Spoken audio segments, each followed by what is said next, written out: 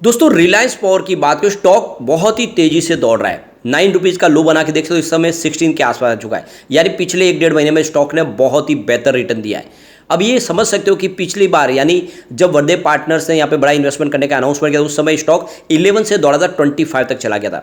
वैसे अगर आप पता होगा आपको तो 22 के आसपास ही मैंने प्रॉफिट बुकिंग की सलाह भी दे दी थी। उसके पीछे वजह है कि कोई भी स्टॉक लगातार एक तरफा नहीं दौड़ते। अब ये दूसरी बार फिर से दौड़ने को तैयार हुआ, इसके पीछे भी है बहुत बड़ी वजह। यहाँ पे रिलायंस पावर ने किया है बड़ा फैसला।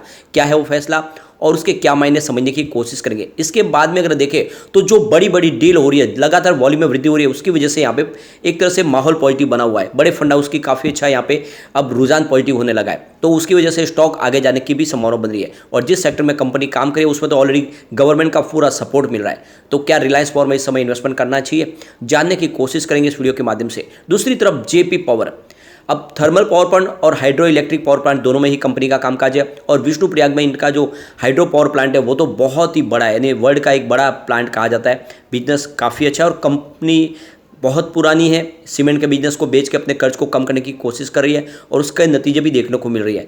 तो गिरवी शेयरों को भी छुड़ा है कंपनी ने। तो क्या इस समय जेपी पावर में इन्वेस्टमेंट करना चाहिए? क्या ये छोटा पेनी स्टॉक आने वाले समय एक बड़ा मल्टीबैगर बन सकता है? जानने की कोशिश करेंगे इस वीडियो के माध्यम से।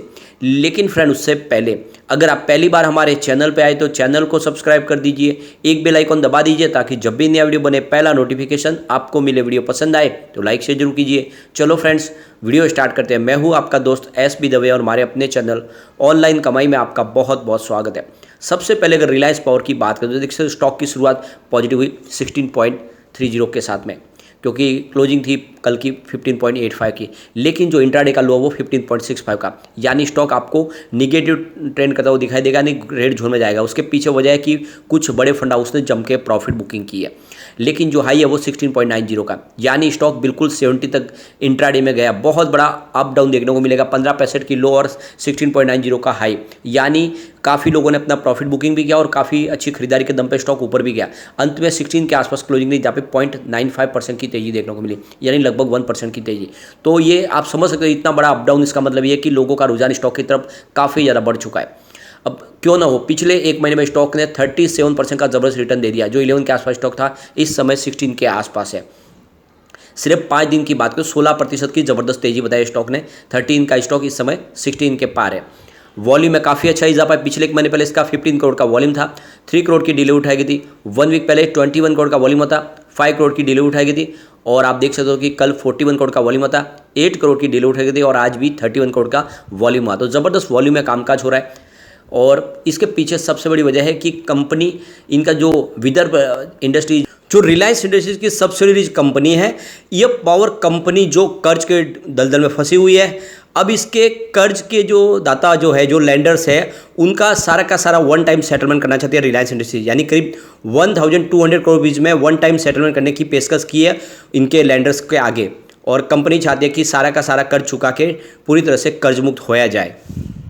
अब यहाँ पे लैंडर्स की बात करें, यहाँ पे axis bank, state bank of India, bank of Baroda, Punjab national bank, Canara bank और बैंक ऑफ महाराष्ट्र के कर्ज है। अलग अलग बैंकों का कर्ज लिया हुआ है और विदर्भ इंडस्ट्रीज जो काफ़ी ज़्यादा कर्ज में डूबी हुई है। तो यहाँ पे देख सकते हो कि जो लोन का आउटस्टैंडिंग है वो 2216.43 करोड़ के आसपास है 31 मार्च 2023 को। तो रिलायंस पावर ने अपनी एनुअल रिपोर्ट में इसकी जानकारी दी है। इसके अलावा कंपनी का जो टोटल बोरोइंग देखे तो 3264 करोड़ के आसपास, जिसमें शॉर्ट टर्म और लॉन्ग टर्म इन्होंने बोरोइंग किया हुआ है। अब देख सकते हो कि विदर्भ इंडस्ट्रीज का ये जो पूरा मामला है, रिलायंस पावर इस मामले से निकलना चाहते हैं। इसके अलावा 2 ऑफर और एक कंपनी के लिए, जिसमें आप देख सकते हो कि लैंडर के सामने 2 कंपनियों ने ऑफर रखे, जिसमें CFM का एक ऑफर है जो एसेट रिकंस्ट्रक्शन कंपनी है, उन्होंने 1120 करोड़ का रकम देने की यहाँ पे अपनी तरफ से अनाउंसमेंट किया। इसके अलावा NARCL है जिन्होंने 1150 करोड़ की ही रकम की पेशकश की है और 15% की रकम वो अपफ्रंट देने की बात उन्होंने कही है। तो आप ये क्लियरली समझ सकते हो कि दोनों जो कंपनियां हैं वो रिलायंस पावर के मुकाबले यहाँ पे कम कैश देने की बात करिए, और इस हिसाब से देखें तो ये रिलायंस पावर की बात मानने की संभावना ज़्यादा हो जाती है। और ऐसे में अगर रिलायंस पावर इसका वन टाइम सेटलमेंट करके ये कंपनी को पूरी तरह से उस जंजर से बाहर निकल जाते हैं तो आने वाले समय रिलायंस पावर के लिए रास्ता काफ़ी आसान हो जाएगा। तो इसकी वजह से भी एक पॉजिटिव माहौल बना हुआ है, क्योंकि रिलायंस पावर को इस समय एक टेंशन से बाहर निकलने के लिए रास्ता मिल रहा है। और इसका फायदा आज देखने को मिला, काफ़ी बड़ी डील हुई जिसमें जम के खरीदारी हुई। सुबह देख सकते हो 9:19 पर 16.60 की प्राइस से 11,92,000 शेयरों की खरीदारी हुई। फिर 9:51 पर 15.85 की प्राइस से 14,33,000 शेयरों की एक और बड़ी खरीदारी हुई। फिर 10:01 पे 16 की प्राइस से 13,53,000 शेयरों की एक बड़ी खरीदारी और हुई। उसके बाद 10:09 पर 15.90 की प्राइस से 13 लाख शेयरों की बिकवाली हुई। उसके बाद 10:13 पर 16.05 की प्राइस से 13 लाख शेयरों की एक बड़ी खरीदारी और हुई। उसके बाद 10:23 पर 16.15 की प्राइस से 12,82,000 शेयरों की एक खरीदारी और हुई। उसके बाद 11:43 पर 16.35 की प्राइस से देख सकते हो कि 20 लाख शेयरों की एक बिकवाली हुई। उसके बाद 1:58 पर 16 की प्राइस से 17 लाख शेयरों की फिर से एक बड़ी बिकवाली हुई। फिर बाजार क्लोज होने के समय 3:24 पर 15.85 की प्राइस से 15 लाख शेयरों की बिकवाली हुई। तो फिर 1:24 उसी समय 15.90 की प्राइस से 15,88,000 शेयरों की एक फिर से खरीदारी हुई। तो आप देख सकते हो कि कुछ प्रॉफिट बुकिंग हुई जिसकी वजह से शेयर नीचे भी आए, लेकिन उसके बाद में कुछ बड़े फंड हाउस की खरीदारी भी जारी है, जो ये इशारा करिए कि आने वाले समय फिर से एक तेजी का दौर शुरू होगा। तो ऐसे में लॉन्ग टर्म का नजरिया लेके आपको रिलायंस पावर में इस समय बने रहना चाहिए। आने वाले समय डेफिनेटली एक अच्छा रिटर्न देने को बिल्कुल तैयार है और आने वाले समय ये 3 डिजिट में भी जा सकता है। अब हम चलते हैं जयप्रकाश पावर वेंचर्स लिमिटेड की तरफ। 6.60 पर क्लोजिंग थी, जहाँ पे 3.12% की शानदार तेजी देखने को मिली। स्टॉक इस समय बुलिश जोन में दिखाई दे रहा है, लगातार आपको दौड़ता हुआ दिखाई देगा। आज इंट्राडे में 6.80 का इसने लो भी बनाया और हाई था 6.35 का, यानी कुछ समय के लिए स्टॉक आपको रेड ट्रेड करता हुआ दिखाई देगा, क्योंकि कल की क्लोजिंग 6.40 पर थी। पिछले एक महीने में स्टॉक ने 16% की शानदार तेजी बता दी है, यानी 5.65 के आसपास जो स्टॉक था इस समय 6.60 के आसपास है।